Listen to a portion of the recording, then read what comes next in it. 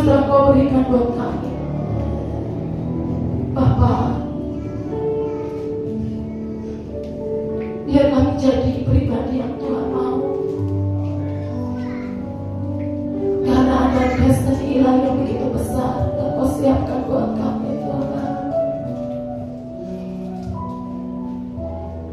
Engkau akan segera datang, dan betapa rindu Kau membawa sebanyak mungkin jiwa, ya Tuhan.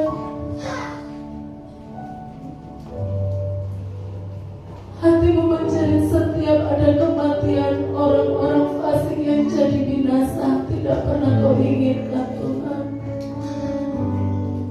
Dan biar tanah hati kami diperbaharui setiap hari, supaya kami bisa tangkap dengan tepat apa yang jadi isi hatimu. Terima kasih Bapa, terima kasih. Kami mau sederap seirama dengan pribadi-Mu, sampai kami injak garis finish. Terima kasih Tuhan Yesus. Terima kasih Roh Kudus, terima kasih. Di dalam nama Tuhan Yesus, biar Roh-Mu yang bekerja di tengah-tengah kami, semua yang bukan daripada-Mu, kami usir pergi dalam nama Tuhan Yesus. Dalam nama Tuhan Yesus. Terima kasih Tuhan, terima kasih. Di dalam nama Tuhan Yesus, buat kami mengerti dan buat kami berubah, Tuhan. Dalam nama Tuhan Yesus, haleluya. Amin, amin, amin. Silakan duduk.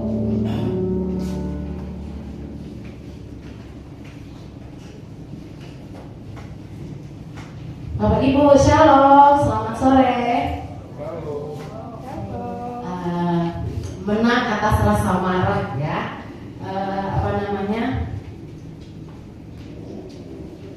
Saya tidak tahu apakah ada Bapak Ibu atau teman-teman di sini yang masih bergumul dengan kemarahan atau sifat mudah marah, gitu ya. Jadi masih bergumul dengan luka, dengan kepahitan, atau dengan sikap-sikap yang tanpa disadari itu seperti gampang gusar, seperti itu.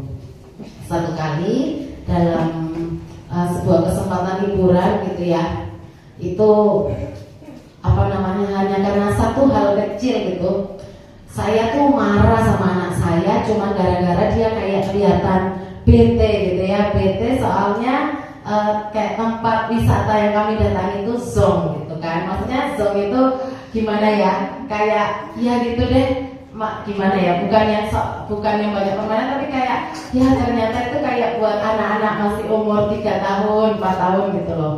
Nah terus saya tuh di hati saya tuh dongkol gitu, dongkol yang awalnya tuh saya tahan gitu ya, tapi lama-lama mulut saya itu nggak nahan untuk ngomong, gitu kan. Kok nggak bersyukur sih gitu kan, mulai merepet lah saya, gitu ya. Walaupun diam, habis itu diam lagi, terus ngomong lagi, gitu kan. Sampai di sampai di malam harinya dia kehilangan handphonenya, gitu kan, kehilangan handphonenya. Terus mungkin karena dia begitu gentar dengan auman singa emaknya ini, gitu. Walaupun emaknya nggak banyak ngomong, tapi sekali ngomong kayak ceretet, mungkin melukai, gitu ya, melukai, gitu kan. Nah, dia diam aja sambil cari pelan-pelan gitu.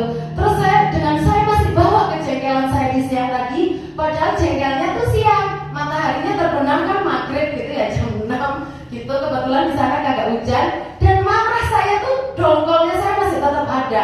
Habis itu saya kayak jengkel, kok diam aja sih, nggak minta tolong, nggak ngaku kayak kalau handphonenya jatuh. Habis itu ayo cepat gitu, dan saya ngomel lagi, gitu kan. Terus saya tarik rambutnya Bapak Ibu, gitu ya. Saya nggak ngerti lah ya apakah itu menjabat, tapi intinya kekerasan dalam rumah tangga Bapak Ibu ya. Saya tarik gitu, terus habis itu udah kan, terus kita jalan, kita naik bis, gitu ya, keliling-keliling di situ gitu. Terus walaupun sambil makan kerupuk di pinggir jalan, gitu ya, makan apa saya juga udah lupa gitu, tapi tetap di hati kayak dongkol dongkol gitu. Dan waktu malamnya gitu ya, sebenarnya dongkol sambil kayak rasa salah gitu kan. Terus malamnya saya pas mau tidur gitu ya sambil baca Alkitab, saya gini, kayak Tuhan tuh bukan kayak sih, Tuhan tuh bilang, kenapa kamu hanya terpancing sedikit begitu aja kok reaksimu seperti itu. Terus saya diam, iya ya Tuhan, dia diam. Terus mau minta maaf sama anak saya, gengsi lah ya gitu kan. Terus habis itu apa namanya, iya ya Tuhan, dalam hati ngomong iya-iyanya juga enggak, iya ya Tuhan enggak, dalam hati itu dalam hati. Habis itu Tuhan bilang gini, kamu katanya rindu jadi heaven here, apa membawa lawatan, kamu rindu untuk lihat jiwa-jiwa dimenangkan. Bagaimana mungkin sesuatu yang penuh dengan kemarahan bisa bercampur dengan kerajaan Allah, sementara kerajaan Allah itu terdiri dari, Tuhan ingatkan, kerajaan Allah itu terdiri dari kebenaran, sukacita dan sejahtera. Ya ya Tuhan, dan di titik itulah saya diingatkan gitu bahwa ya Tuhan, saya harus belajar untuk menjadi orang yang menang atas rasa marah. Bapak Ibu, saya nggak tahu apakah di sini ada yang kadang-kadang bergumul dengan kemarahan. Boleh angkat tangan? Oh ya nggak ada ya. Oh luar biasa ya saya juga. Oke, kita sama-sama belajar ya Bapak Ibu. Apakah Tuhan pernah marah? Pernah ya, Tuhan pernah marah. Penyebab Tuhan marah kalau di Alkitab itu pemberontakan gitu, ketidaktaatannya kita manusia kan, ngeyel, dikasih tahu tuh ngeyel, udah nggak boleh gini malah dilanggar gitu. Terus hati yang tegar tengkuk tuh maksudnya yaitu tadi yang ngeyel, nggak percaya kalau berontak itu sudah tahu benar malah kayak melakukan yang salah. Sudah tahu yang benar tuh nggak boleh nyembah dewa Baal, malah nyembah dewa Baal gitu ya, nggak taat. Terus hati yang tegar tengkuk, ayo sini jalan gitu, keluar dari tanah Mesir, ngomel terus di tanah Mesir, udah di tanah di padang gurun, udah ditolong sama Tuhan tetap ngomel, nggak mau apa itu tanah perjanjian, orangnya gede-gede, apa itu perjanjian, udah Musa nggak mau balik aja gitu ya ke Mesir. Terus penindasan, Tuhan juga nggak suka, bahkan Tuhan bisa murka ketika beliau melihat bahwa orang kuat itu menindas orang yang lemah, penumpahan darah orang yang tak bersalah. Begitu kalau sudah terlalu banyak penumpahan darah kepada orang yang tak bersalah, itu murka Tuhan bisa dinyatakan. Penyalahgunaan kekuasaan, penyelewengan itu di kitab-kitab nabi-nabinya, di Yesaya, di Yeremia itu banyak diceritakan betapa penyalahgunaan kekuasaan itu membuat Tuhan murka. Terus munafik gitu ya dalam beribadah, seperti ahli-ahli Taurat di masa itu. Bukan jabatan ahli Tauratnya yang salah, tapi kemunafikannya yang salah ya. Jadi mereka beribadah gitu ya, mereka seperti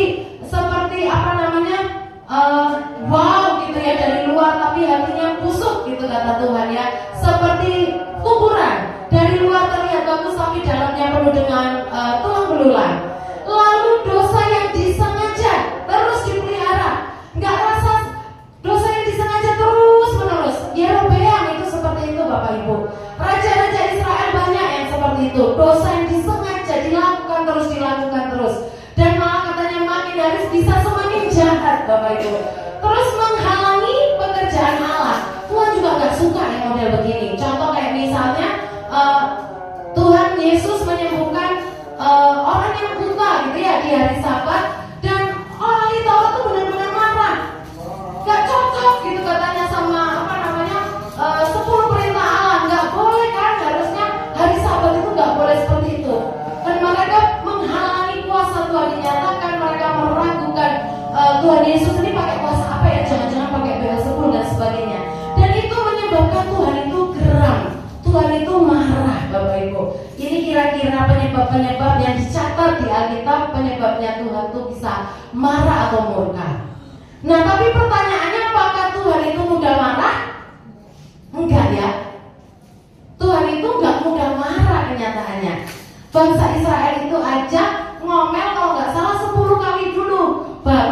Tuhan dihukum gitu ya, dibunuh. Itu ada ayatnya kan ya.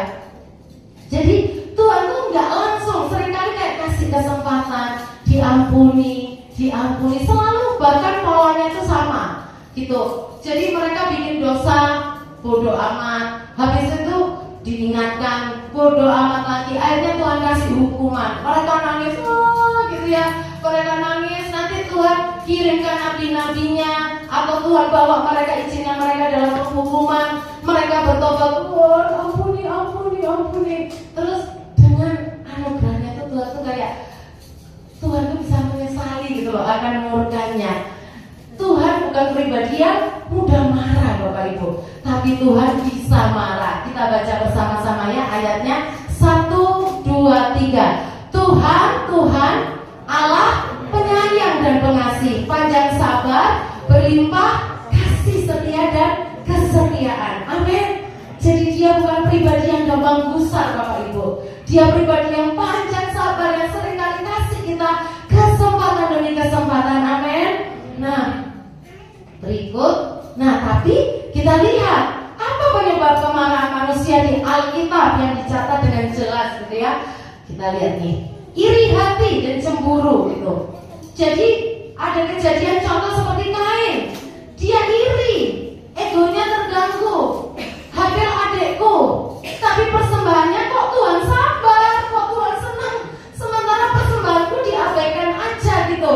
Dia iri, dia cemburu dalam hatinya Bapak Ibu. Dia nggak langsung ngomong, dia nggak frontal marah, tapi dia marah di dalam hatinya. Nah, ini iri hati dan cemburu ternyata juga bisa mengakibatkan kemarahan. Jadi marah itu nggak harus frontal Bapak Ibu. Marah itu nggak harus gitu, nggak harus seperti Ibu Subangun. Kalau zaman dahulu kala itu ada namanya sinetron Ibu Subangun, nggak harus seperti itu. Nah, ketahuan ya Bapak Ibu ini masih muda semua, ini umurnya nggak tahu Ibu Subangun soalnya. Nah, tapi marahnya Kain yang di dalam hati saja ujungnya apa? Membunuh Bapak Ibu. Berikut,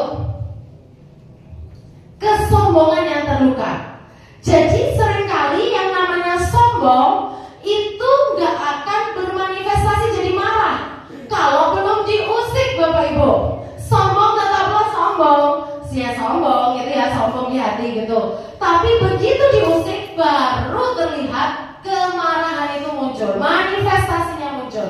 Haman marah. Haman kalau ketemu Raja Ahasiweros sih senyum-senyum Bapak Ibu. Walaupun di dalam hati dia simpan kebanggaan, dia simpan kesombongan, di depan Raja Ahasiweros sih dia senyum-senyum dan ketawa. Tapi begitu Mordekai nggak mau sujud sama dia, kesombongannya terlukai dan Haman mulai marah. Bapak Ibu, sementara saya menyebutkan penyebab-penyebab manusia itu bisa marah yang tertulis di Alkitab maupun nanti yang enggak letterless, yang tersirat gitu ya. Bapak Ibu coba di dalam hati sambil direnungkan, Tuhan, apakah saya masih ada titik-titik yang seperti ini?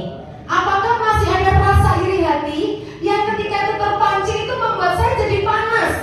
Mungkin iri kepada teman sekerja, mungkin iri kepada teman gereja, mungkin iri kepada tetangga, mungkin iri kepada saudara kandung. Coba dirasakan Bapak Ibu. Apakah ada kesombongan tertentu yang kita simpan, yang nanti kalau begitu terlukai, contoh misalnya kita diragukan kebisaan kita, misalnya di kantor gitu ya, atau misalkan kita diragukan kebisaan kita, misalkan kebisaan untuk memimpin pujian dan sebagainya gitu. Kita diragukan kebisaan kita untuk tersenyum karena kita ditugasi sebagai asyar gitu ya. Emangnya kamu bisa? Emangnya dia bisa? Dan kita mulai terluka. Itu berarti kesombongan yang terluka Bapak Ibu. Musuh diberkati Bapak Ibu. Yunus marah contohnya karena Tuhan ampuni Niniwe. Jadi bukannya Yunus itu senang lihat dalam satu hari satu bangsa bertobat, satu hari ya Bapak Ibu, satu hari satu bangsa bertobat, tapi Tuhannya udah lompat, Tuhannya udah gitu ya, dan seneng banget gitu lihat lawatan. Tapi Yunusnya malah marah Bapak Ibu, karena nih harusnya dihukum seperti Sodom dan Gomora nih banget, ini sudah membantai nenek moyangku, keluargaku gitu ya. Kemudian dikhianati. Esau marah sama Yakub setelah kehilangan berkat anak sulung. Jengkel dia marah dan benar-benar marah.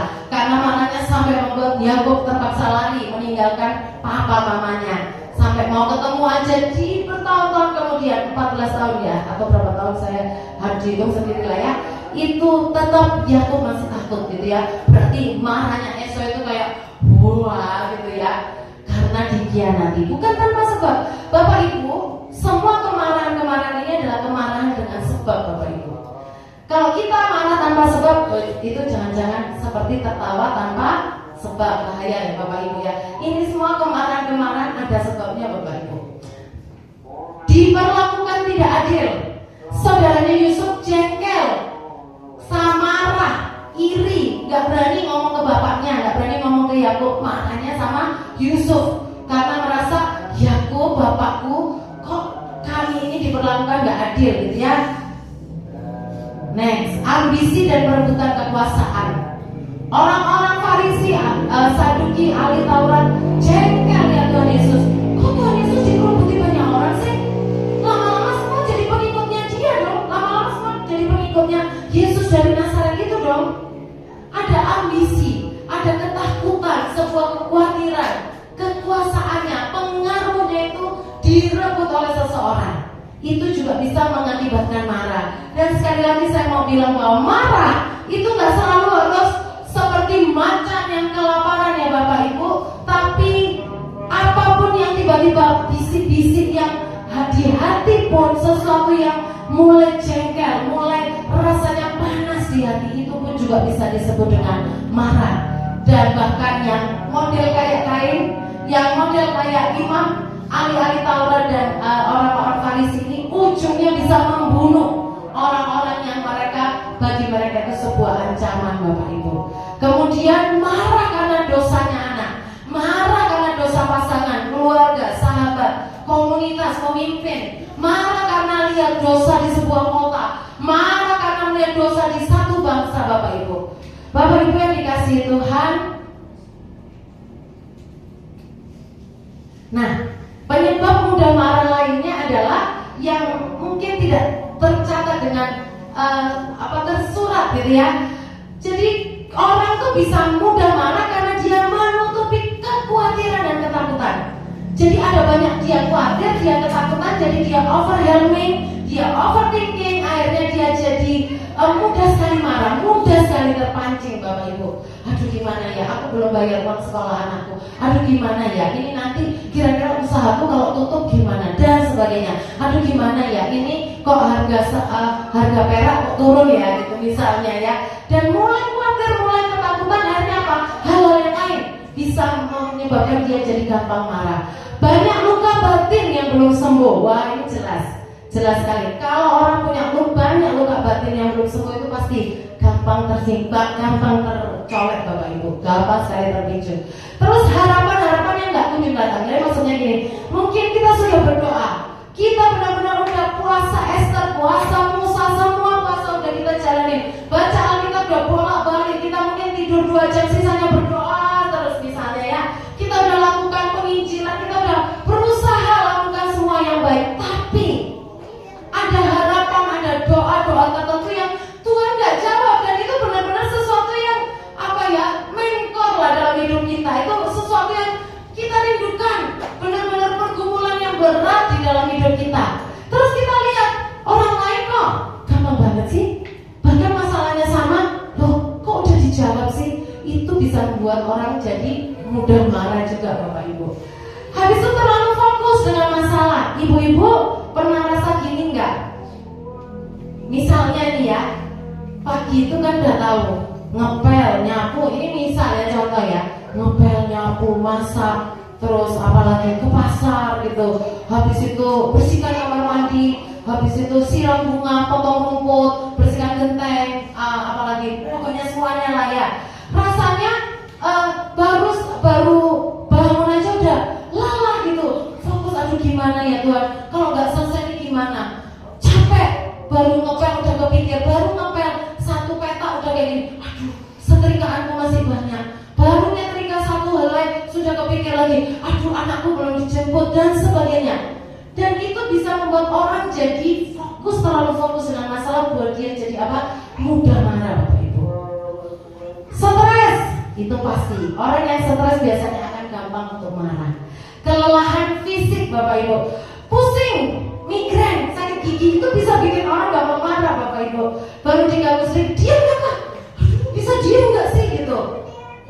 Lapar itu bisa juga bikin orang jadi gampang marah Bapak Ibu. Terus perilaku, ini kenyataan ya Bapak Ibu yang saya bilang ini ya.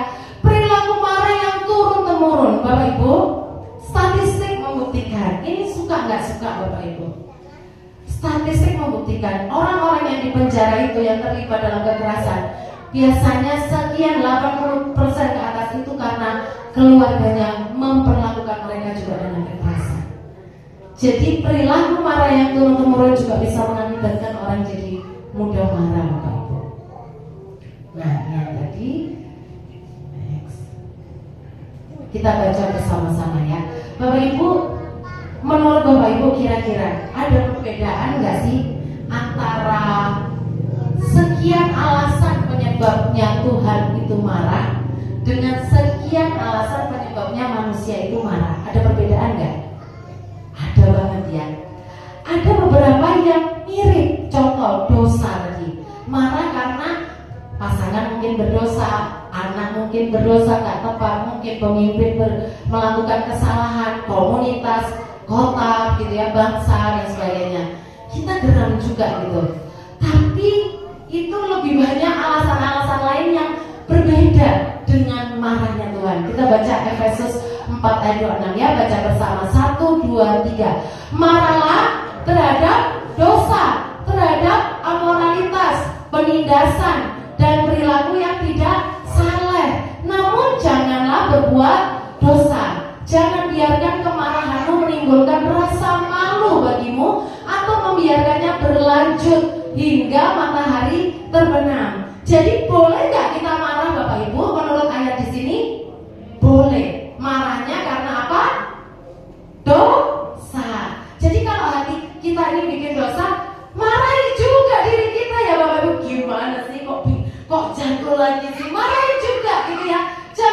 Jangan santai aja, jangan dianggap biasa aja gitu kan. Ya namanya juga manusia. Kita sering kali gitu Bapak Ibu. Orang lain kalau bikin salah, bikin dosa, wow, dikit kesempatan Bapak Ibu ulurkan tangan gitu ya untuk menuju. Tapi di sini dibilang bukan marahlah terhadap dosa orang lain, marahlah terhadap semua dosa gitu ya. Jadi maksudnya gini, mau orang lain berdosa, mau kita yang berdosa, kita juga tetap harus geramlah dengan diri kita sendiri. Aduh, gimana sih aku kok salah ini, gimana? Aku kok timpang Tuhan, aku kok nggak berkenan ya Bapak, aku kok salah Tuhan. Mari memiliki marah yang ilahi, amin. Marah karena dosa Bapak Ibu, tapi tetap ada tapinya. Jangan berbuat dosa. Marah terhadap dosa, tapi jangan berbuat dosa. Nah, marah seperti apa jadi yang diperbolehkan? Marah terhadap dosa itu boleh. Marah yang bukan karena pride dan ego kita terusik. Bapak Ibu bisa rasa ya, tapi kadang-kadang mungkin oke lah. Kalau kan memang ada ayatnya ya, kalau hati udah terlalu menebal, kadang kita emang susah bedakan. Apakah kita ini marah karena pride dan ego kita terusik, atau kita marah karena memang ada marah terhadap dosa, gitu ya. Karena itu seringkali tipis Bapak Ibu. Marah ketika harga diri kita itu terusik itu kadang-kadang tipis. Kita bisa poles sehingga sepertinya itu benar gitu. Tapi ini nggak boleh Bapak Ibu. Tuhan itu nggak pernah marah karena pride dan egonya terusik. Kekudusannya yang membuat dia tidak bisa bercampur dengan sesuatu yang tidak kudus, sehingga ketika itu dilakukan berulang-ulang, maka kekudusannya, karakter kekudusannya itu yang menyebabkan dia murka Bapak Ibu. Tapi tetap tujuannya itu adalah di poin yang ketiga, marah yang untuk kepentingan orang yang kita marahin. Bisa bedakan ya Bapak Ibu, marah untuk kepentingan orang yang kita itu marahin. Jadi marahnya Tuhan selalu buat kepentingan siapa?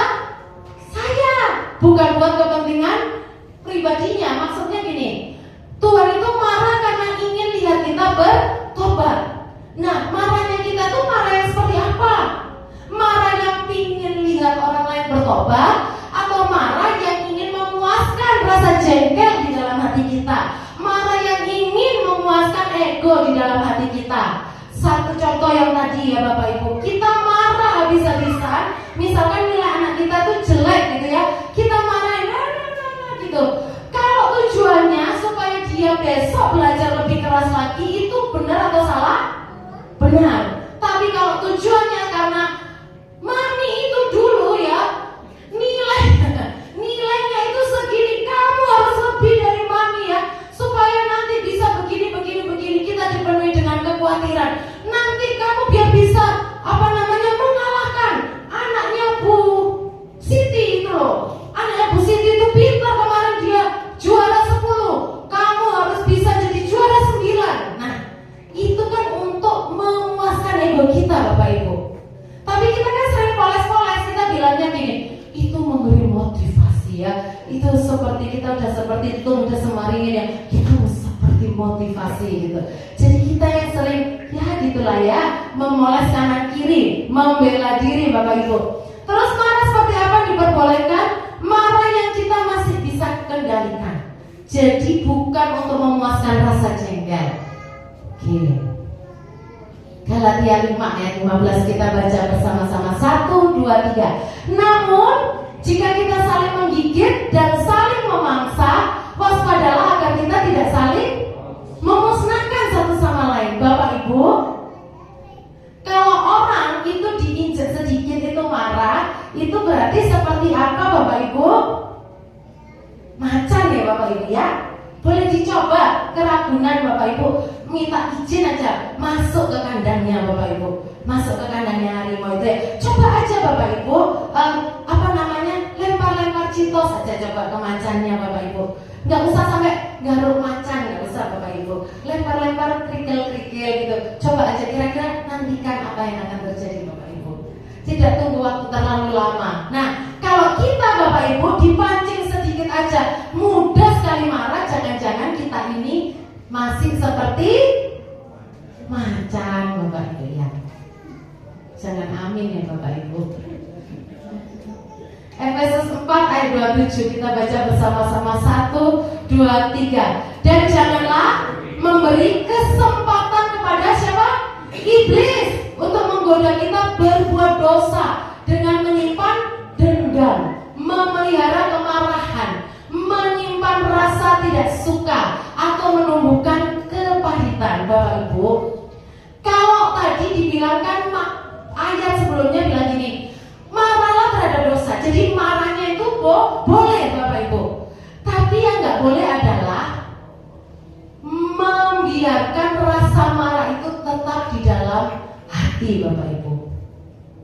Karena apa? Batasnya itu dibilang sampai matahari terbenam. Tapi nanti kita lihat lagi ya, ada batas sampai matahari terbenam. Nah, ketika kita tetap simpan rasa dendam, rasa jengkel gini ya, ada rasa geram. Contoh, misalkan saya kasih contoh, kita geram gitu ya dengan misalkan nih, kita lihat ada satu tempat kok penuh dengan prostitusi, misalkan ini contoh. Atau kita misalkan lihat, Tuhan, kenapa kok misalkan ini ya, kondisi bangsaku kok seperti ini, banyak koruptor. Kita mulai geram.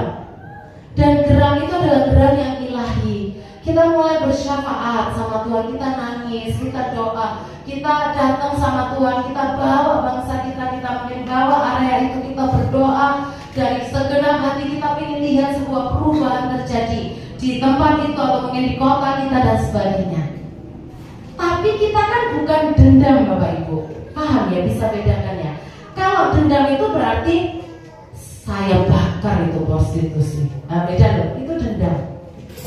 Saya hancurkan itu prostitusi, itu namanya dendam Bapak Ibu. Nanti lihat aja ya, satpamnya prostitusi, saya kasih kopi tapi sudah saya kasih sianida, itu namanya dendam Bapak Ibu. Tapi geram yang ilahi adalah kita nangisi, Tuhan, aku sedih lihat kondisi bangsaku, aku sedih lihat kondisi misalnya provinsiku, aku sedih lihat kondisi ibu kota waktu itu begitu kelam gitu kan, yang ada kerusuhan gara-gara Gojek. Kita sedih, kita nangis, kita bawa ke hadapan Tuhan. itu berbeda Bapak Ibu. Nah, model yang kayak dendam, yang kita ingin orang itu ya, kita jengkel kalau bisa, aduh panas di dalam hati, marah di dalam hati, itu yang tidak boleh dibiarkan menetap Bapak Ibu. Ketika itu dibiarkan menetap, maka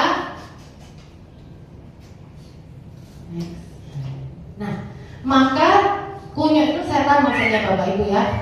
Si kunyuk ini bisa tahu kita ini masih marah atau enggak. Jadi kok bisa dia tahu ya, lalu dia memang hobinya marah Bapak Ibu, hobinya protes, hobinya memprovokasi orang untuk marah. Jadi dia bisa tahu banget kita ini marah. Dia nggak ngerti isi hati kita, tapi dari raut muka, dari sikap kita itu dia tahu kita marah. Kita masih simpan marah. Bahkan kalau kita udah mulai ngucap, kita udah mulai meluapkan, mungkin kita mulai telepon teman, iya itu loh, padahal udah kemarin kejadiannya udah seminggu yang lalu, iya aku masih jengkel loh, pokoknya diomongin, iya kamu jangan temenan sama dia orangnya gitu dan sebagainya. Itu setan akan ambil kesempatan Bapak Ibu. Pasti setan akan ambil kesempatan, karena tetap ada yang namanya batasan, ada hukumnya Tuhan Bapak Ibu yang harus diikuti Bapak Ibu. Dikatakan kan tidak boleh lebih dari matahari terbenam. Ketika sampai lebih dari matahari terbenam, maka ada garis yang kita langgar, dan garis yang kita langgar menyebabkan apa? Si kunyuk itu akan ambil kesempatan. Dia akan buat suara-suara kemarahan di telinga kita. Dia akan buat kebohongan demi kebohongan di telinga kita, penuhi pikiran kita sampai kita overthinking, sampai kita pusing, sampai kita puyeng sendiri Bapak Ibu, dan bahkan sampai kita bahkan semakin marah dari sebelumnya Bapak Ibu ya. Jadi apa akibat kemarahan yang tak terselesaikan Bapak Ibu? Ada banyak dosa-dosa yang akibat tadi ya Bapak Ibu ya. Jadi ada marah dibuahi jadi dosa. Dosa macam-macam Bapak Ibu. Dosa itu mulai dari kayak misalkan nih, awalnya marah cuma karena kesenggol spionnya, jengkel gitu ya. Tapi akan jadi dosa kalau kita udah mulai turunkan kaca dan kita bilang matamu di mana. Itu namanya dosa Bapak Ibu.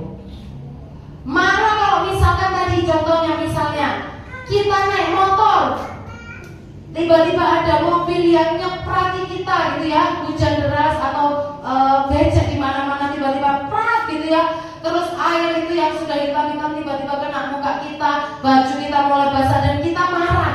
Wajar Bapak Ibu, marah, ya marah, jengkel gitu kan. Tapi menjadi dosa kalau tiba-tiba kita mau kita pukul gitu ya, itu mobil kita pukul, kamu kurang ajar, dan mulai keluar kata-kata yang nggak benar dan mulai marah yang tak terkendali. Itu namanya dosa akibat kemarahan, dan itu nggak boleh Bapak Ibu. Bapak Ibu, mari marah itu memang boleh, apalagi marah terhadap dosa, iya. Tapi marah selain terhadap yang lain tadi ya, karena ego dan sebagainya, itu sebenarnya berdosa Bapak Ibu. Tapi kalaupun kita marah karena dosa, tetap kita tidak boleh izinkan itu membuat kita jadi berdosa ya, akibat kemarahan yang tak terselesaikan. Bapak Ibu, orang-orang yang punya masalah kemarahan, dia akan berulang ke kemarahan yang berikutnya. Hanya tunggu waktu Bapak Ibu. Contoh, ada orang-orang yang sangat bersihan Bapak Ibu. Nah, kakak saya tuh bersihan, kakak sepupu saya tuh, nah kapanlah boleh lah ya kalau ke Surabaya main lah ke rumahnya. Sepertinya itu terbuat dari pualam itu ya lantainya ya, karena tidak ada debu gitu. Terus satu rambut pun tidak ada, satu helai rambut pun tidak ada. Setiap kali dia melihat rumah roti langsung diusap gitu ya. Pokoknya benar ini saya jamin bersih banget itu rumahnya Bapak Ibu. Dia rela nggak masak demi supaya nggak kotor dapurnya. Luar biasa. Bapak Ibu, ada orang-orang yang benar-benar jaga pembersih sampai itu. Boleh nggak jadi orang yang bersihan? Harus Bapak Ibu. Sebagai orang yang keproh kayak saya Bapak Ibu, rasanya itu pingin memang berubah jadi orang yang bersihan, itu pingin. Tuhan sangat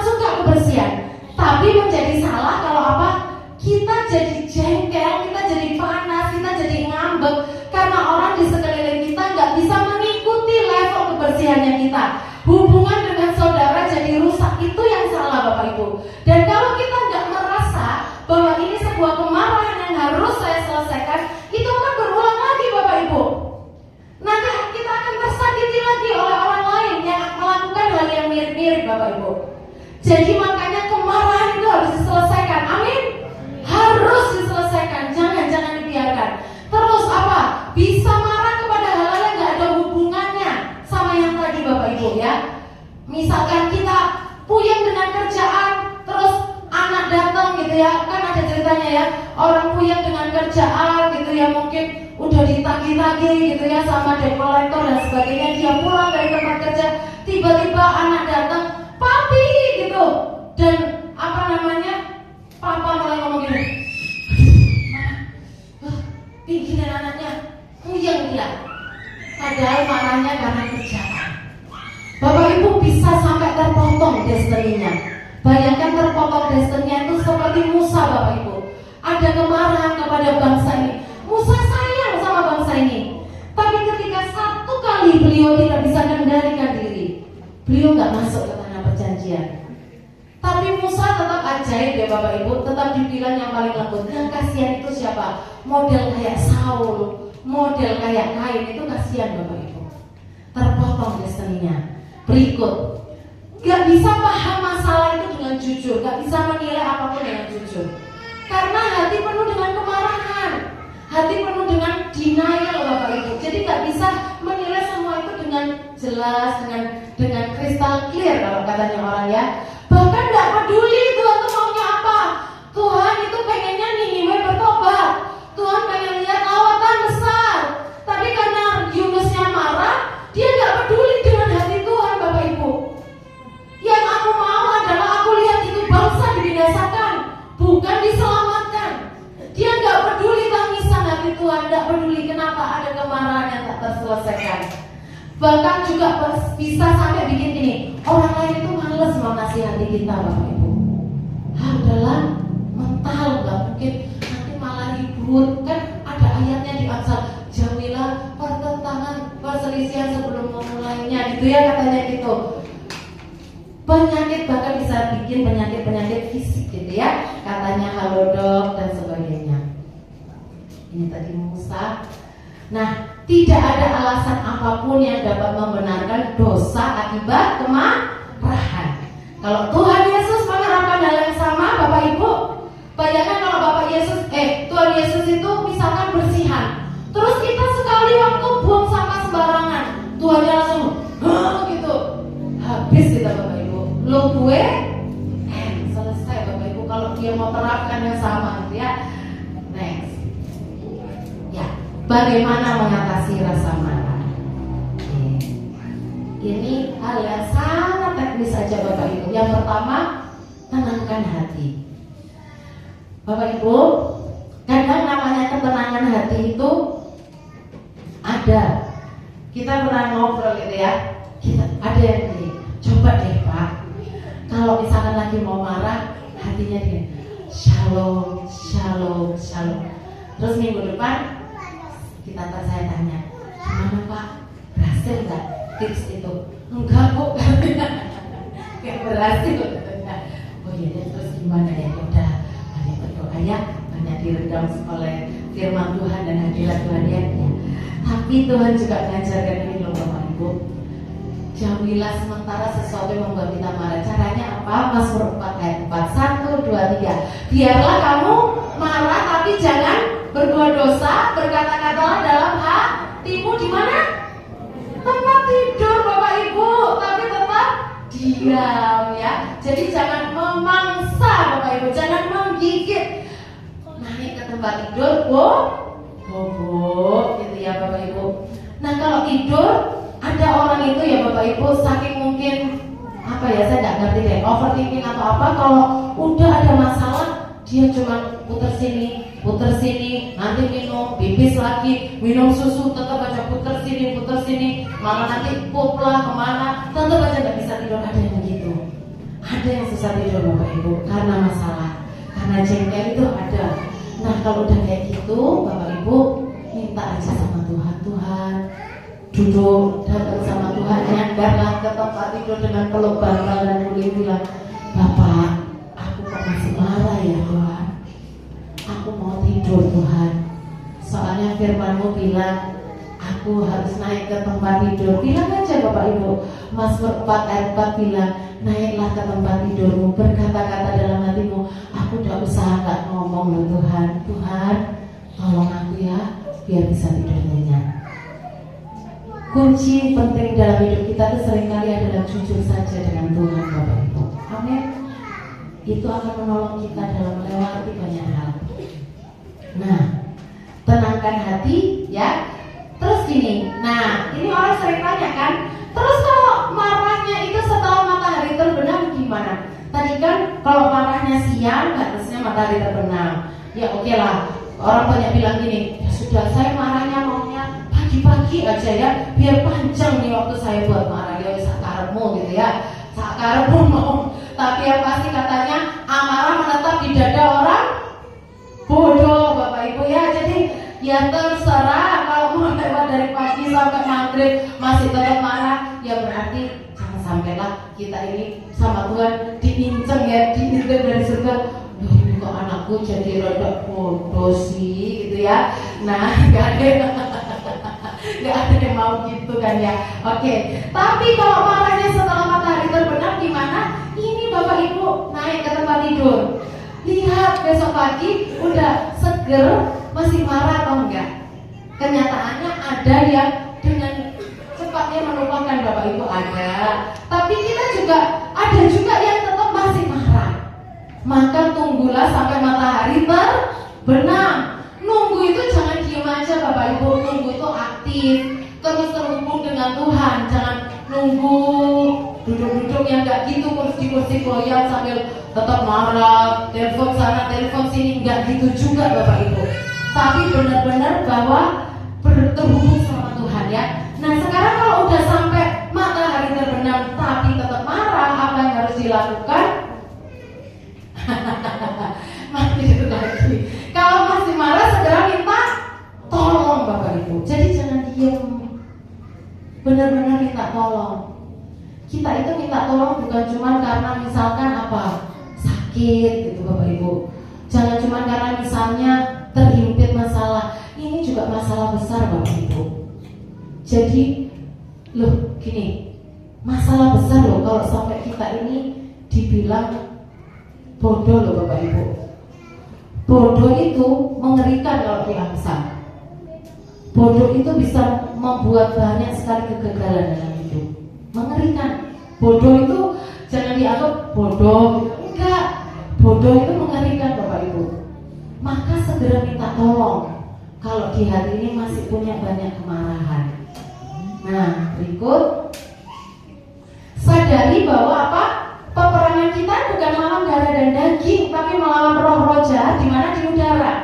Efesus 6 ayat 12 kan dibilang seperti itu. Nah, oleh karenanya gini. Jadi, ayo lihatnya gini. Sebenarnya oke, ini memang orang nyebelin. Misalnya, ini memang orang ini keprong, saya gak cocok. Ini memang orang ini lambat, saya orangnya cepat tak gitu ya. Saya jadi gak sabar.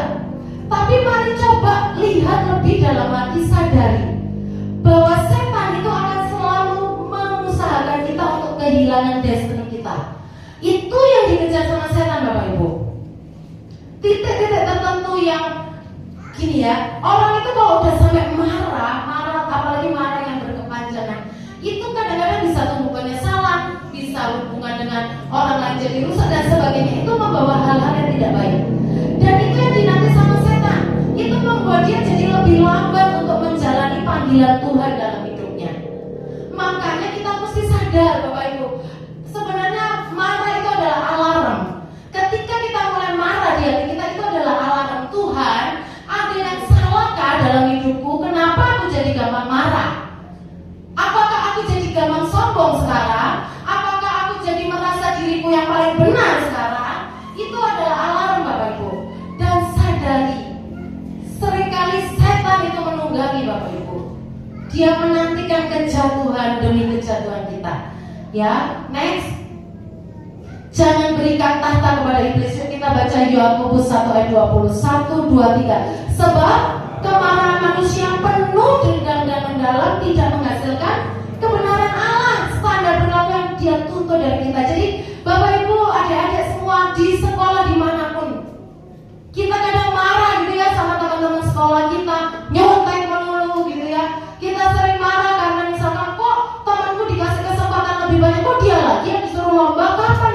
berlomba. Kok dia terus yang dipuji sama guru dan sebagainya. Tapi jangan kasih tahta kepada iblis untuk memprovokasi. Ayat ini bagus sekali Bapak Ibu. Dikatakan mendalam, kemarahan manusia mendalam. Bahasa Inggrisnya adalah deep seated anger Bapak Ibu.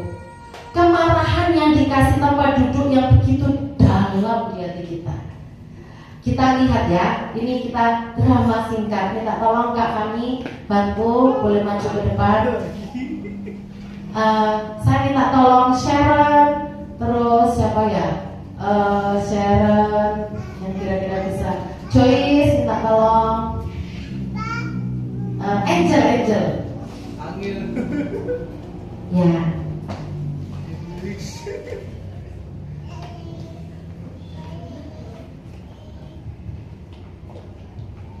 Sebelah sini, Angel sebelah sana ya. Ini kira-kira menggambarkan gini Bapak Ibu. Ini manusia seperti kita biasa ya. Manusia biasa seperti kita kebalik Bapak Ibu. Manusia biasa seperti kita. Nah ini hanya drama ya Bapak Ibu. Nanti kebas-bas. Ini menggambarkan roh-roh yang bukan roh kudus saja. Saya nggak enak ngomong. Kalau ini menggambarkan roh kudus. Ini sekali lagi dipilih bukan karena karakter ya Bapak Ibu ya.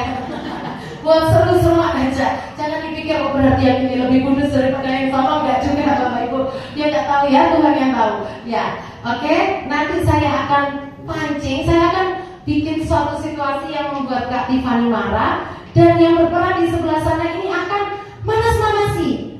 Kenapa yang dua ini cepat datang ya? Karena seringkali memang setan ngomongnya lebih kencang daripada suara Roh Kudus. Kalau kita nggak diamkan mereka gitu ya. Kalau kita izinkan dia lebih ribut daripada Roh Kudus ya. Sementara Roh Kudus seringkali begitu lembut mengingatkan gitu ya. Kalau Roh Kudus nggak kita kasih tempat, dan kita nggak mau dengerin lebih lagi, kita nggak bilang Roh Kudus berbicara lebih keras, kita seringkali bahkan nggak dengar Bapak Ibu. Ya, saya akan jadi orang yang jengkel ini ya. Tiffany, narimu jelek banget sih. Nari itu kayak Orly gitu loh, bagus banget tadi narinya. Kamu kok nggak latihan apa gimana sih? Ya mulai.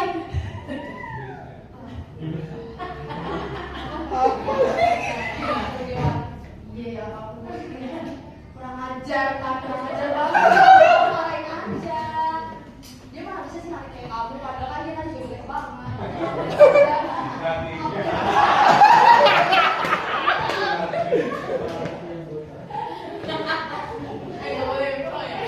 Boleh.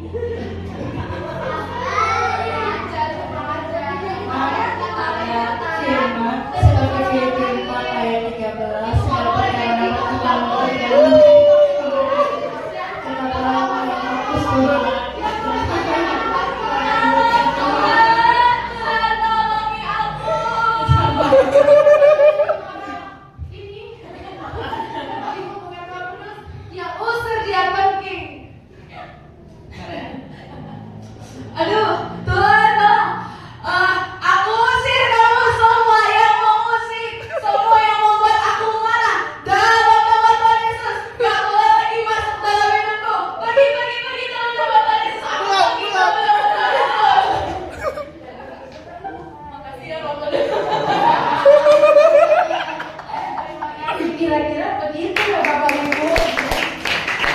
Jadi jangan kasih kesempatan sama iblis ya. Iblis itu tukang bohong, iblis itu tukang provokator. Iya, apalagi manusia juga jangan sampai menggantikan posisi iblis Bapak Ibu. Jangan sampai sudah iblis jadi provokator, kita bantuin iblis dulu ya jangan ya. Jadi jangan, kalau bisa ya kita malah jadi alatnya Roh Kudus gitu ya. Tapi artinya gini, intinya kira-kira bahwa ayo kasih tahtanya itu buat suara siapa? Roh Kudus, buat Tuhan Bapak Ibu. Jangan kasih keputusannya itu di kita Bapak Ibu. Keputusannya itu di saya. Keputusannya di Bapak Ibu semua. Begitu suara-suara itu sangat mengganggu. Kenapa orang itu sampai nggak bisa tidur? Biasanya karena suara itu begitu mengganggu. mengganggu. Aduh gitu ya. Sementara di sisi lain kita dituntut untuk tetap rohani, tetap kinclong gitu ya. Tapi di sisi lain di hati ini jengkel. Maka putuskan hari ini, segera putuskan untuk berkata, pergi engkau setan, pergi kau tidak berhak. Aku anak Bapa, aku anak Tuhan. Aku akan dengarkan suara Bapa, aku akan dengarkan suara Tuhan. Aku memilih Roh Kudus yang berbicara, bergema lebih keras dari apapun yang bukan daripada Tuhan. Amin. Ya. Minta Tuhan terangi hati kita Bapak Ibu ya, kasih pengertian untuk kita ini mengerti. Jadi maksudnya ini loh Bapak Ibu,